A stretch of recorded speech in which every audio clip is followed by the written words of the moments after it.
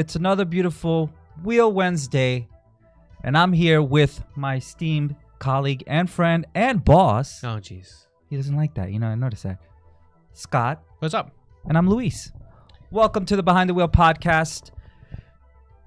Just a quick little introduction. Just wanted to basically let you know about a video that we did last week that you should be watching on our YouTube channel with Hugh Stewart, where we did a walk around of the E46 M3. Yeah, we did a car walk around with Hugh. Hugh's an OG, man. He's straight up like one of those guys that's been around racing and performance tuning for a long time. They do a lot of cool stuff in-house at High Speed Motorsports. And Hugh is kind of the co-owner, I believe I'm saying this right, co-owner of the High Speed Motorsport racing team, which is, one of our good friends, Christina Lamb. She runs on that team as well. So we got to check out Hugh's car. Listen. If you're a Euro guy, a road race guy, go check out the video. It's cool. He gives us a little spin around. And I think we have a shop tour coming up on High Speed. That's right. In just a few weeks. Yep. And this week we're going to be doing a top 5 where we give you the cars with a lot of fitment options. Man, who's that beautiful person that we had star in the top 5 this week? Who was that person, that really good-looking guy? I think it's you. Oh, nice. That's crazy. That's right. It's me. I just remember watching it. Anyhow, listen. Let's dive into it because there's a lot of stuff going on. We have a lot of time that we need to get back to what we're doing. Oh, right. But we wanted to do this one a little bit differently. So we do the lives. We go live right before the podcast every Wednesday, 2 p.m. Eastern. And we answer all your questions. We have gone live consecutively for over 2 years. We have. And we do these lives 2 p.m. Eastern on Instagram and Facebook, and we literally answer every single question that we can get to. Literally everyone. Yeah. So we give you a place and time where you can come, ask questions. Maybe we have so many customer service emails coming in that week. You sent in a question, you're like not sure, like we haven't responded back to you. Listen, we try to respond back to everybody and everything, but there's so many comments and so many questions, so many emails and so many DMs. We could only we miss some. It happens. So we give you a place that you can find us every week at the same time so that you can come on and literally ask me your questions and I answer them. And it's funny because, just to get to that, like we put it out there. Ask us all the questions you need, and literally, you'll still ask us the same questions. In our comments. I guess it's weird. I don't know. It's all good. We appreciate it. We appreciate you just hanging out with us. So it's good. But so let's circle around to while I was telling you about the lives. One of the questions we've been getting obviously a lot lately, which makes a lot of sense because it's the right time of the year, is where are the new wheels? Where are they? Where are they? Peekaboo. So here's the thing. We want to tell you all those answers. We want to give you kind of maybe a little behind the scenes information. And while we're doing it, we're going to kind of do a brief synopsis about what it takes to bring a wheel to market. And we're going to cover all that. We'll talk about all that. So if you're interested in kind of how things come to life, you'll hear about them now. And you're welcome to ask us questions down below. You're also welcome to come to the next Wednesday's live, and you can ask them there. But basically, we're going to really, before we even get into the part of developing a wheel, we're going to talk about why there's been such a delay last year and now this year. And I think it's a lot of it is pretty much self-explanatory. I'm sure that for last year, I think it was. Yeah, a lot of you kind of know what's going on with the world, a lot of things going on, a lot of moving pieces. So we're just trying to deliver a product the best way we can with the available time that we have. Does that make sense? And it does make sense. And I think that there's also another piece of the puzzle that maybe you kind of briefly touched on, but which is, we have the new product is great. And we love dropping it. Oh, yeah. But, and we have probably more wheel designs ready to go that we're not dropping. And there's a reason for it. And it has to do with the fact that our primary concern is on people that have already trusted us to do business with Yes, us, sir. that have already put their orders in for product, that have already committed to wanting something, right? And in a launch year, whenever you do product, there's always going to be certain little delays, little things that need to get changed or modified or whatever it may be. It's just the nature of bringing a product to market. But one thing that we're trying not to do, and we purposely didn't release product last year. We pushed our product to this year because when the pandemic really hit, we had this issue like every other manufacturer did. And I'm not talking about every other wheel manufacturer. I'm talking about every manufacturer, of everything, which was there were supply chain issues and there was a lot of freight delivery issues. You had some, containers or freight or shipping that would just get stuck for months and months and months at a time. And that exists today to an extent as well still, but it's better. So we were so focused on making sure that the product that we brought into you and making sure the product we were producing was the stuff that was on back order, was the stuff that people will have already committed to.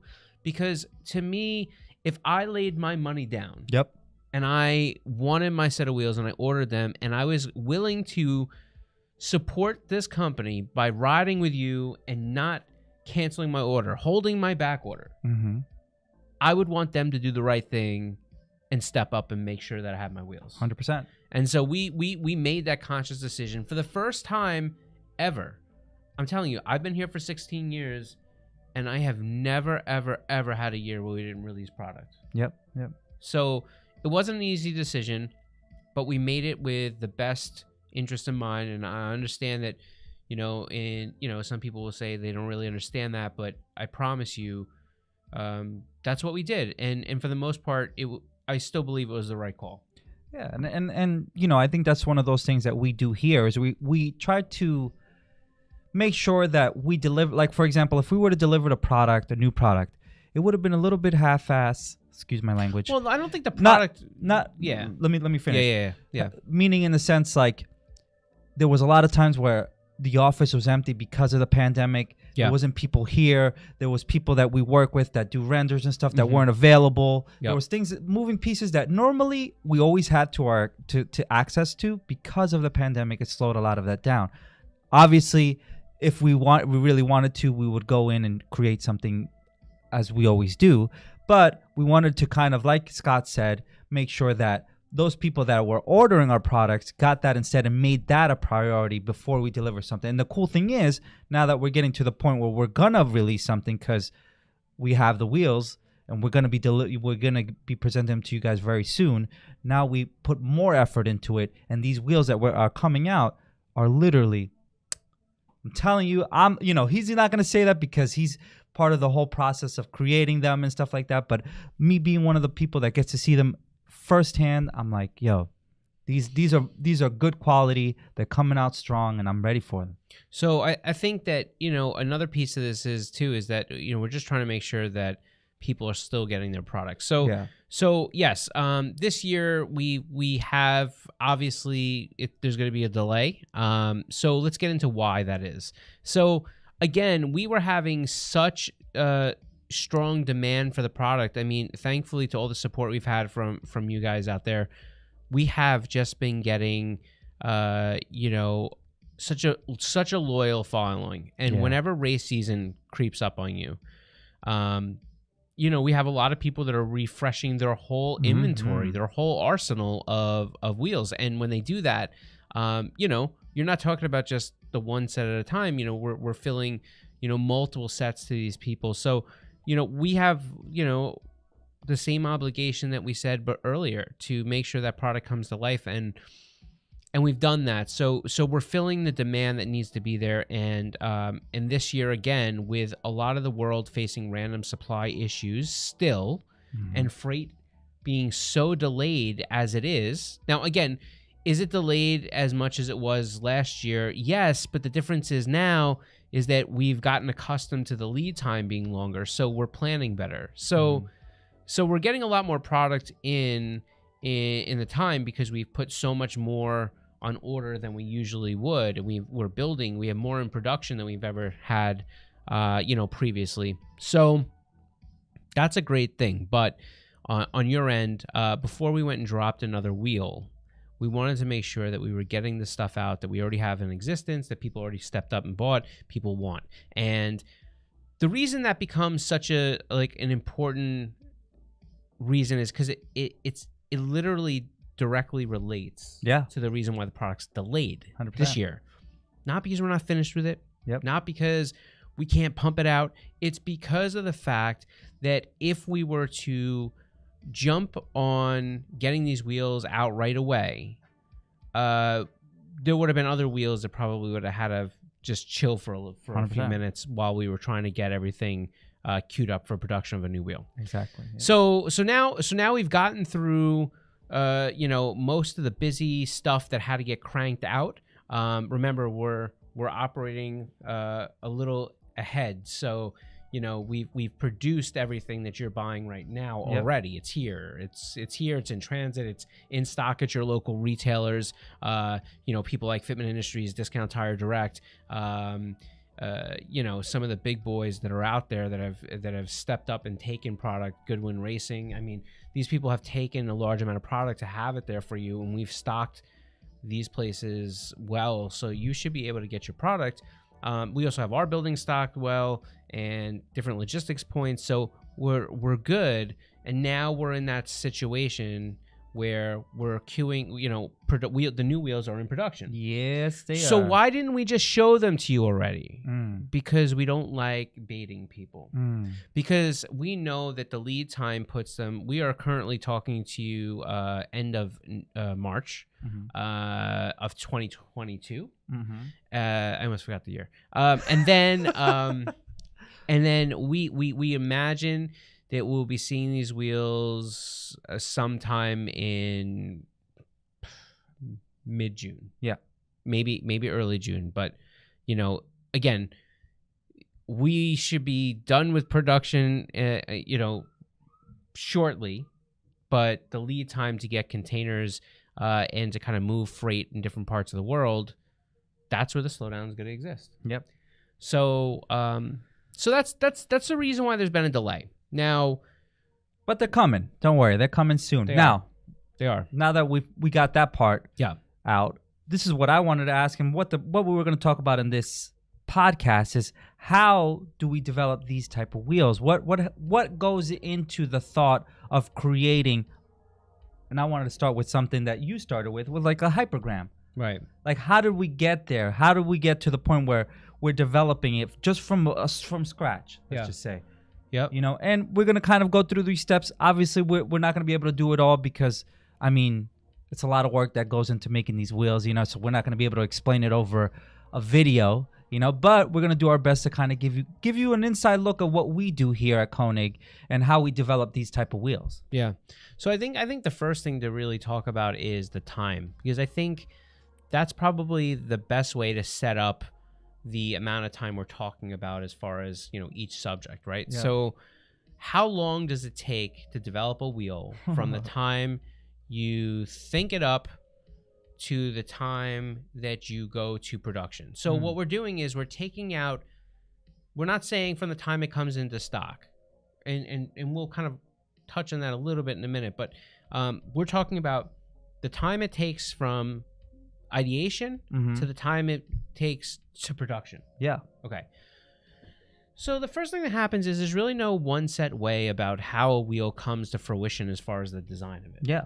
Sometimes it's a void. Sometimes like we have recently in the past year or so discontinued the Ultraform. It was a 7-spoke. I really love the wheel. It was a great Flowform wheel. I have it on my Z to this day, and it looks so good on there. Like I just choose not to take it off.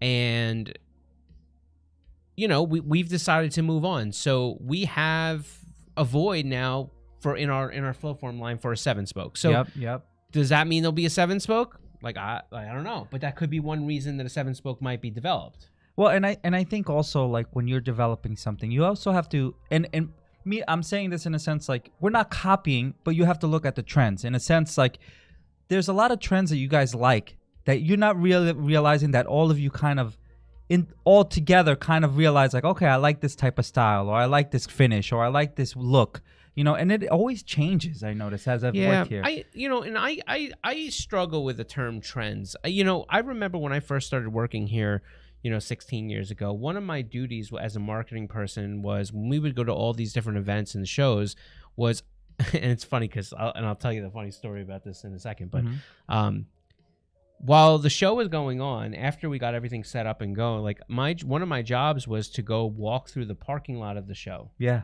With a notebook and to look what size and color and different things people actually had on the cars that they drove to the show in. Yeah. And not the show cars, because the show cars are usually the elite guys. They're the few and the far between. They're the guys that will go the dramatic distance exactly to make wheels fit. So So I remember like Rick at the time, who was the owner of Konig then, he used to send me out to the parking lot with a notebook, and I used to walk the parking lot for an hour or so. And what was really funny was back in the day, we had this really tight, and we still do, tight relationship with Nitto. And one of the persons that I met really well doing the same thing was, so everybody, let me paint the picture. We're at an event. Everybody is in the show. Okay. Right? There's the people that have their own cars in the show. They're there. The people that paid to walk in, they're there. The parking lot doesn't really have any people in it. Maybe a few people walking through to go into the show that are late stragglers, but it's just the cars. And I look to my right, maybe, I don't know, 15, 20 rows over, and I see this really tall Asian dude. Like, you look over the roof line of the cars, and you get to see his shoulders and his head, and it would be doing the same thing kind of I was doing, which was like looking down. So like I ended up walking up to this person, right, and I'm like, and I realized he's got a Nitto shirt on, and it was John Woo, who's now I think the like marketing director for Maxxis Tire, but. Oh yeah. He came in here.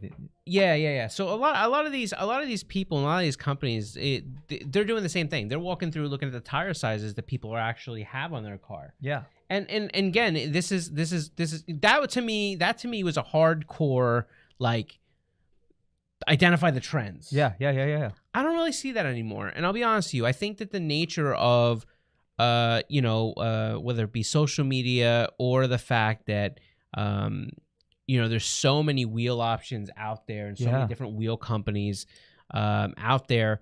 I think you find a lot of people that are doing their own thing, or when they get a set of wheels, those aren't the people that necessarily you're looking at. It's just a different type of thing. No. So I agree. So I think trends are one thing. I think the one thing that we've been really good about in the past, 6 years or so, 6-7 years ago, is listening to the feedback that we get from you. The reason we do lives, the reason we do sponsorships, the reason we do all these different things is to get feedback. Yeah, 100%. We love hearing what you have to say. And on top of it, we love hearing the things you say you don't like just as much as the things we say you like. Yeah. Because we work those thoughts in. We listen to you. And I'm not saying every idea is able to come to fruition, but in majority situations, we're able to really improve product, and we have consistently for a long time. So, when we start talking about these trends and different things and ideation and all these different things, like I said, we could start from the point of we have a void in the wheel line. We could start with something like, okay, we want to build a wheel type like this. Or we can start with a bunch of feedback, right? Maybe we heard, this one got too much spokes, or I wish you guys really made a mesh wheel, or whatever. Yeah. So I think for the last, especially for the last 10 years or so, we really have stayed in our lane more about not really looking around at what others are doing, but just trying to look at what we have and then incorporate the feedback we have from sponsored drivers or different customers and stuff like that, and then out come these designs. Now, I do want to preface one thing, because you started to touch on it just a brief moment ago. Yeah. So it's inevitable that anytime you ever put out a new wheel design or you get done with things, you're going to have somebody that's going to look at it and somehow allude to it being like another wheel that's already on the market, maybe from another brand. Yeah. Here's the thing. I want to put a number on it, but I don't know. But I've developed a fair number of wheels now. I took over doing all the wheel design from 2015. So, I think that it's real easy when you start building a wheel to not look around, to not do anything. Yeah. We never set out to build a wheel by looking at another company's wheel. No, never. 100%. And I'll tell you why. 100%. It's the same reason that, like, when you, if you want to brainstorm about, a design, or not a wheel design, but like you want to brainstorm about a wrap on your car. Yep. If you hit the internet. Yep. And you find something that you love. Yep. No matter how hard you try, you will end up duplicating it. Yep. And so we purposely, like, when we start wheel designs, we do not look around. We start with bits and bobs of things that we have here in house. So I'll get that in a second. But the one thing I want to touch on is I have done a fair number of wheels now. Mm-hmm. And there have been a number of times that I work on a wheel for a month or two. Mm-hmm. And we're looking at renderings. Yep. And we're like, man, that wheel's dope. Yep. Yep. Looks great. Yep. And then all of a sudden, one of the sales guys will happen to walk behind us, and they're like, you know what? That looks just like this wheel. Yeah. Like, unintentionally, and we'll look at the wheel, and we're like, oh, man. Like, it's... Like, while I'm a wheel guy, mm-hmm.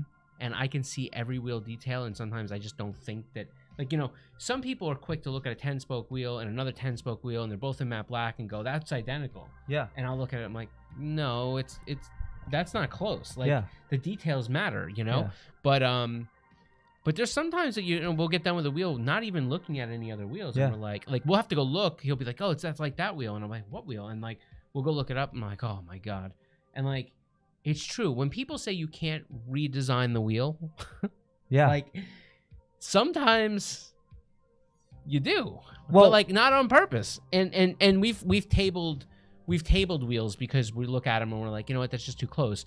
Sometimes we'll modify. Sometimes like we'll look at a wheel, we're like, oh, this part's really good. We're just gonna change like this, and this, and this because it's just it feels like no matter what we say to people, it feels like it might be too close. Well, and I say this way, because sometimes, thinking outside the box sometimes gets you in a little trouble. Meaning in the sense, like, for example, remember that OE wheel that we were looking at, the one that looked like a waffle, the one that we were looking at, the OE wheel. Oh, yeah. And the thing is, it's just like, everybody thinks they want you to think outside the box, right? You know what I mean? But when it comes to certain things, if you look at this OE wheel, none of you guys will like this OE wheel. But listen, I think if you go look at the video that Fitment Industries just dropped the other day, it's the second round, I think, of the truth behind Konig Wheels, right? Okay. Yeah. I think if you go look at that video, Alex makes a comment. Alex from Fitment Industries makes a comment that's pretty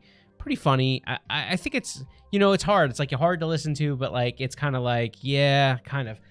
He talks about a period where we were really hot, and then things got a little weird, and then things got much better again. And so I think what he's referring to, and I know exactly what time period is, there was a time where, like, flow forming wasn't really popular thing, and then there was a super JDM kind of wheel, and then there was like this mixed time, like that awkward stage when you're growing up where like you're trying to transition from one end to another. Where we had some wheels, and there was a couple of them that even myself and we were like, oh, I don't know. But then there's this other piece, which is sometimes you don't know until you take a shot. Yeah. And like, I think of some of these wheels. We had some directional wheels back in the day. Yeah. That were, I mean, for my taste, I don't love directional wheels, period. But bottom line is, now if you look around, now they finally have warmed up to it. Yeah. But it's been going on for 15 years. Yeah. Right? Like in the beginning, you saw some of those directional wheels and you went, I don't know. And now they really have been way more accepted. So I think there's stuff like that. you gotta look at things like this. Like back then, some of you guys listened to Limp Bizkit. Well, it was all for the nookie, right? Cookie. Just remember that. By the way, back in the days, you guys used to listen to Limp Bizkit. Like, can we just say for a minute? Have anybody seen Fred Durst lately? No, I He's got gray hair. Damn. He was wearing this. It was like Macklemore met Metallica. It's really different. Oh my god. But anyways, yeah. So I just wanted to bring it to that because that's how things go in all avenues. At the end of the day, 100%. Years, times change. They come back. They return. You know, like Alex's best comment in that whole thing was like, "Listen, don't tell me that you haven't had some awkward stages too. Like, go look at your high school yearbook photo." Yeah, right. Log tees and freaking spinners. Get out of here, bro. So anyhow, with that said, right there's Fred Durst. That's him. Yeah. What the heck? Wild, right? That does not look like him. Yeah, Why? Well, first off, he looks thinner, and he looks like a different person. That's what I'm saying. That's what I'm trying to elaborate on. What happened to his Yankee hat? Come on, here's bro. the thing: he still gets on stage and rocks it. Oh yeah, which is the part that like throws me off because you feel like I can't see that man singing "It's All for the Nookie." Like you see that here. Look at that picture with the red hat right there. God, Click on that picture with the red hat. I don't know if Max can hear me, but if Max can hear me, sorry, Max. That's what you expect. That's what yeah. But that's what you expect Fred Durst to look like. No, but this is had to be like a one-time thing. You say that, but every concert I have seen now, people cover or put pictures up from. He looks like not that. He looks like the dude with he looks. That's what I'm saying. So like, anyhow, all right, we've okay. So here's the thing. So when we start to do the design process of wheels, sometimes it goes very quickly. I've had wheels that within about a month and a half or 2 months of going back and forth. So when I say I develop most of the wheels, let me talk what that really means. I don't sit there and draw wheels. Mm-hmm. It's not what I do. So what it starts with is the first thing we start with is kind of a broad idea. So I kind of will look through, like I said, feedback, the line and voids, maybe something that I thought would be really dope. I had an idea. And conversations that we've had also like throughout the team. Scott is very good about asking the team, what they think. Or, well, we also have an environment where a lot of like sales, like people, when they have an idea, they'll just walk in. 100%. Be like, yo, like, it'd be super dope if we did this, or we had something like this, or we do something like this. Yep. So basically what happens is we write those things down, we keep them in notes, and then we'll start working on a wheel. The first thing we start with is I break the wheel up into pieces. In other words, when I start to work on things, the first thing I start with is a list of specifications. Mm-hmm. I want to know, I want to say what the load rating is going to be. I want to say what the PCD range is, because that's really important.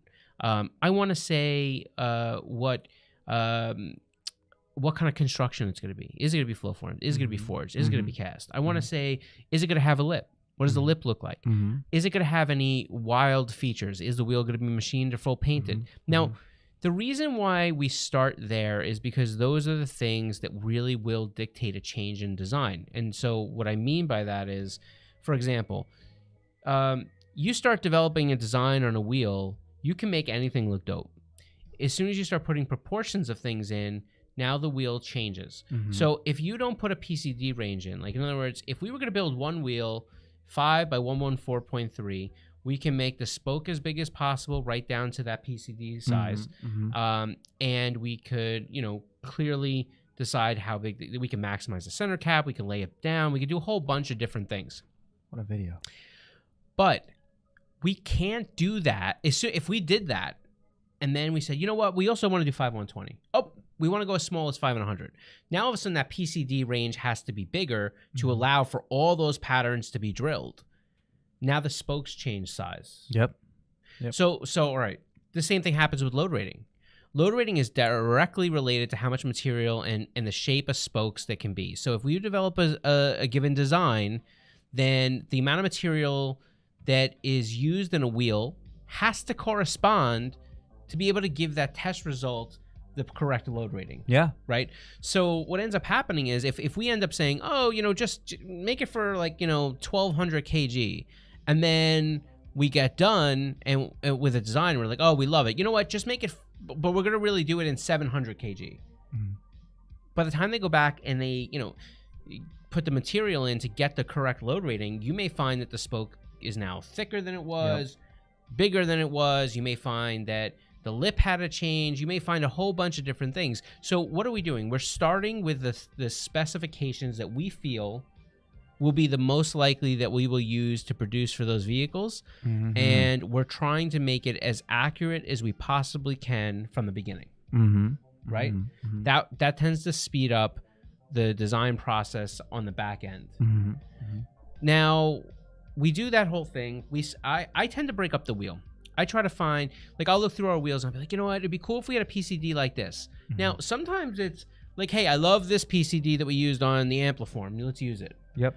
Other times it's like, hey, take the PCD from the Ampliform, add the lightning holes that we had on the Hypergram, and then I want you to do like a little taper like this, and then I draw a little picture, and I was like, all right, here's the PCD. We scan that stuff in, take a picture of it, upload it, in for our design team. Then I'll go out to the spoke. I'll say, yeah, I want it to have 8 spokes, and I want this part to be concave, and I want it to start here, and then let's make the lip size, right? I'll go into the lip size. I'll say, I want the lip to be like this, and I want the wheel to land like this, and place a flange here. Let's have writing that will go here, here, and here. Let's make it say this. Center cap size. Maybe we can do something like this. The cap will attach like this.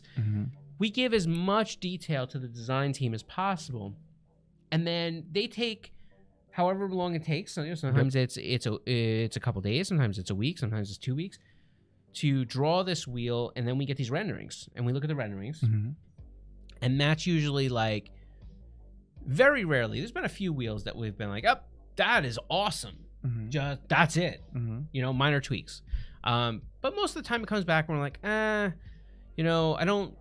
That's not exactly it. Let's change this. Let's do this. Add this thing. You know what? That PCD didn't work. Let's try this PCD and add this little detail. Sometimes we're like, this part has to get some sort of a recess or a radius.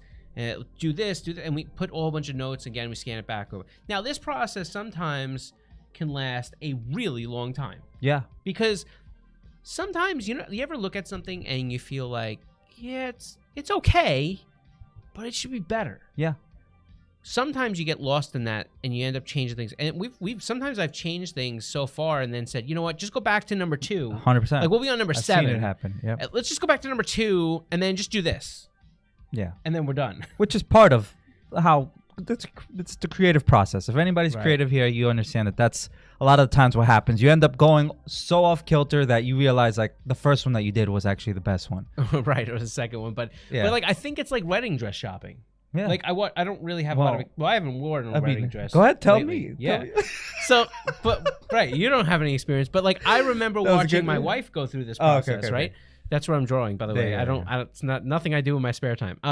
So, but she tried on a dress, or with like in the first 1 or 2, dress, what do they call them? Fittings, try-ons? Yep. I don't know. Fitting. And I remember her saying how she liked this dress, and then she went to a bunch of different stores, trying on all these different dresses, and ultimately, at the end of the day, she came back to the first session that she had. Yeah. So I think it's a little bit like that. Sometimes that happens. It doesn't always happen that way. Yeah. There are some wheels that just we'll have 14, 15 different versions as we progress, and it will be the last one that we take. Right? Like that happens a lot. And I think one of the things that we always take into consideration is reality. Like, let's just put that first, because sometimes people come up with these weird things, just saying. Yeah. Then not only that, functionality. We have to make sure that this wheel works great. Yeah.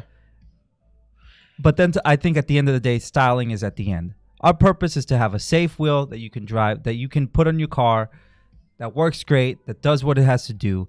And yeah, of course, styling is always part of what we do, but our main purpose is to make sure that you have a solid wheel that'll go on your car and it works great. Yeah. So now let's go into the granular part. So let's say that spot takes 3 months. Let's just say designing the wheel the way it will look takes about 3 months. Yep.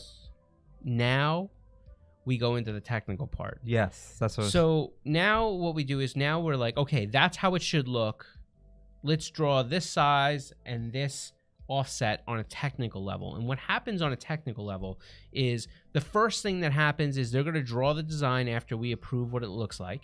And the design team is essentially going to render it out as a 2D drawing, as a cross section. And they're also going to render it out as a 3D PDF, so we can move the wheel, turn the wheel, look at the wheel, do all those cool things. Also, we're going to start getting into things about, really specifics, hub depths, and clearances and stuff like that. So now we move on to this part. We get these 2D drawings back. We usually, I tend to start at some of the least aggressive stuff with the highest offset. Seems to be that's going to be the wheel that has the least amount of concavity, the least amount of PCD depth. So that's going to be, your quote-unquote worst case as far as, all the cool things everybody wants, all the movement, concavity, all that stuff. That's going to be the least amount, right?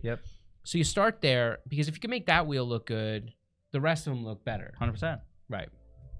So what you do is you come into this area, and now we're starting to put in things like, all right, which cars are we going to fit? So we usually sit down with a design and we'll look at it and we'll say, all right, well, which cars are we going to want to fit? Which cars are we going to want to target?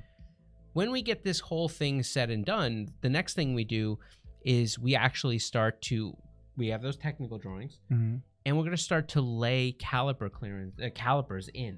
To the into the different size wheels, and we're gonna look and we're gonna say, does that really fit? Does that not fit? Does that have enough hub depth? Is that gonna hit the cap? We're checking all the fitment specifications. So you've heard us say before about brake clearance and how concerned we are, and you can't make that wheel in too concave of a spoke profile because you're gonna end up not having any caliper clearance, and that's where that whole idea comes from. So what we're doing next is we're doing the technical fitments based off the specifications that we have developed too. It's a really important process, and sometimes that process can take months. And it's not because you couldn't do it faster. It's because, one, we're doing other things too.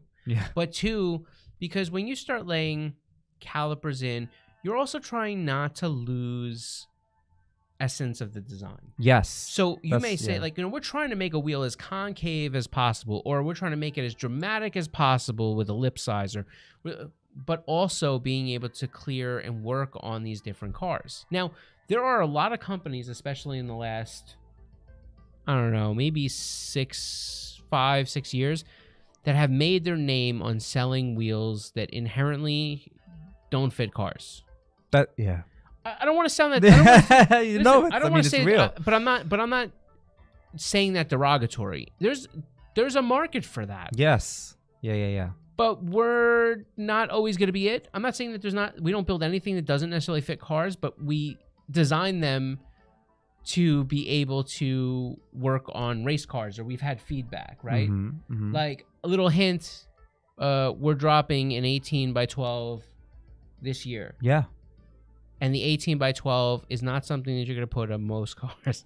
But there's a lot of race guys that have been running on our 18 by 11s and 18 10.5s that have requested the ability to jump up to 18 by 12. And like we've said with many other different things, when we see, that there's a need for something in the market, we'll develop it. When there's a demand for something, we'll develop it. So that's really the deal. So we start there. We check the technical fitments. We make them as concave as possible. We get the lip as big as possible while still clearing all the fitments that we decide. Sometimes along the way, we'll decide, you know what, that fitment, don't even worry about it. Like, it's not worth killing the whole wheel to do it. But then there's other wheels where like, no, this really needs to be for this BMW, and it really got to fit. So we got to make it be able to clear. And unfortunately, sometimes that will make the spoke flatter for maybe some of the other wheels that will come. It happens. It happens. So then we get to the technical stage. Once we start to approve all the technical, like, yep, this drawing is perfect. This wheel looks good. This is where we're going to end up. Hub depth is good. Clearance is good. Caliper clearance is good. Like, everything, all the specs are correct. We then will approve a mold or or a drawing, which ends up turning into a forging or whatever it may be, then the mold has to get produced. That's usually 30 to 45 days. Now, I missed a part here. When they're doing that drawing stage, there's another piece that they use, which is called FEM or FEA. A lot of people will hear FEA or FEM. Essentially, what it means is it's an analysis, mechanical structure analysis of essentially all the physical tests that we'll do once the wheel is done, where we, impact tests, lateral tests, bending tests, run out tests, all these different tests and standards of J2530 that we produce to. And a lot of times it's VIA or JWL, VW, but also, maybe we're doing something that's going to be TUV. And so when we're producing to these standards, we're running this FEM before we ever get to the point of making the wheel, because the computer is inherently so sophisticated. It can run tests and say, even if you exceed it by this percentage of elongation or torsional stress or whatever, this is what will happen. Yeah. You know what I mean? Like, we can look at all those details and decide, do we want to add some more material? Do we want to lighten it up? Do we want to do this? Do we want to do that? It's a give and a go, and we have to make those. And sometimes that process could take a little bit. But once that happens, then we go into the physical approvals. They make a mold, again, about 30 to 45 days. And right after that, the wheel is physically produced, and it goes to testing. And that's where the physical tests are done. Yeah. Essentially, we're repeating all the tests that were done via FEA or FEM.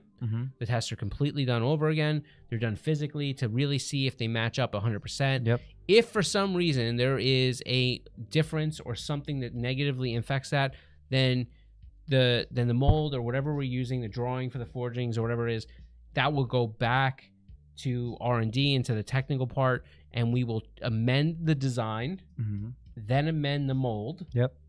Or the drawing, again, if it's on a forging, and we will reproduce the wheel, and the test starts all over again. Yep.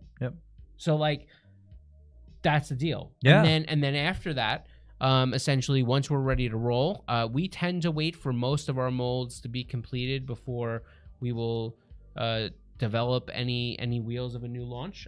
But essentially, once that's done, then it goes into production, and eventually they'll be done, they'll be painted, they'll be finished, and they'll find their way to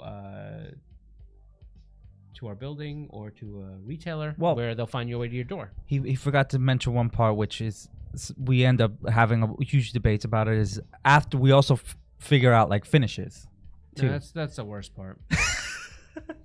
The worst thing, everybody can say what they want, but the worst thing about developing wheels is trying to pick the finish. You know why? Because it's like, imagine, like, you could pick any color in the world. Yeah. And it's like, you always end up coming back to the same finishes. And that's what I'm trying to, that's the reason why I brought it up, because everybody, like, okay, so you know that term where it's like the smallest what is it when the smallest person is the loudest in the room? What is that term? How does it go? I don't know, but I thought what you did there was just fun. But it's like, there's always those people that message us like, why don't you do it in red? Why don't you do? But then the ones that are silent are the ones that are getting the black. Right. You know what I mean? Yeah, so it's like, so it's like, as much as we want to make, and that's why, luckily enough, we work at a company where we do get to do limited runs sometimes. Yeah. Majority of the time we pick the similar colors because that's what everybody really wants. Why don't you make this metallic sky blue? Everybody wants metallic sky blue. Everybody, if you made it, would buy metallic sky blue for their Chrysler 300. It's like, and then like, the truth is we've gone that route before. We produced them in like, then it's just that one guy. But worst is then you check out that guy's Instagram, like after you make exactly what he asked, and like, he's got some black holes on the car. So listen, the majority of people are going to tell you all the things that would be so cool if you did, but then they're not going to buy, they're going to buy something different. Yeah. And that's unfortunately why you see so many black, bronze, gray wheels right now in the sphere. Yeah. But hopefully down the line, we give you better options. Yes. And you should start checking the website, because we're going to be starting to put up information where you can start seeing this stuff. We'll put out some videos and some different things. We will drop the wheels soon. We have samples here. The reason we haven't shown them yet is we're just trying to tighten up the time window from the time we show you guys to the time our dealers have information and to the time that you can actually place an order. We just didn't want to put you in a spot where you see something and then you really can't get it for a while. That's not what we try to do. So that's really the deal. I think. Nice. Do you think we've covered? I think you covered literally everything, which was great. That feels good. I felt good. I felt good about it. Covered it. So anyhow, if you have any questions, throw them down below. But also, if you have any suggestions for wheel colors, we'll take those as well. Yeah. You have any wheel names you want to throw out there? Okay. Well, never know. But that's pretty much it. Like wheel design and stuff like that. It can take anywhere from the better part of a year from 6 months to the better part of a year. And that's the truth. From the time it comes to market, it could be definitely a whole year. We work on designs year round. Yeah. But, you really start to feel the pressure at the end of the year if you're not the end of the year, but like right around that June time, you start to feel the pressure if you feel like you're not far enough along. Yeah. Because usually we drop wheels in November and then have them, available for February, which clearly is not the case this year, and it wasn't the case last year. But it looks like we're going to be okay to be on pace for 23. So we will drop some new wheels here in the next, hopefully, couple weeks. Yep. We'll show you what they look like. Yep. Again, I believe that the early part of June in that area is going to be the window where you're going to start to see these wheels physically, but there'll probably be pre-orders available, right in that early May window. Yep. And then for 23, I think you're going to see wheels, hopefully we're back in pace, Possibly at the SEMA show. Well, you heard what's happening in China, right? Oh, jeez. Listen, there's. I don't want to. I don't want to open up another Pandora's box. There's a lot of pandemic stuff. The COVID thing in different parts of the world. And remember, even if wheels don't come from those parts of the world, there's something going on that will affect them. Russia is no different. It affected the global supply of aluminum. That's even if they didn't buy Russian aluminum. The people that did buy Russian aluminum, all of a sudden, now they have to buy only Dubai aluminum or whatever it may be. And next thing you know, Dubai doesn't have enough aluminum. There's a shortage. There's price increases. That's where we're going with this whole thing. So it doesn't matter where in the world something happens. We are a global economy. When one country is affected, the other one is too. So I don't care if anybody wants to start with if you made it here, or you did it here, or why'd you do it there? All that stuff doesn't matter anymore. We're a global economy. The sooner you can figure and accept that part, that maybe nothing you physically buy is from any other country, but then you find out that the person that you buy the stuff from, all their machinery is from Norway. Yeah, 100%. And Norway's sick. 100%. Yeah. I don't know. I'm just saying, that's how it works. So anyhow, that's I meant it just in a sense, hopefully it doesn't travel more. But then again, they were bubbled.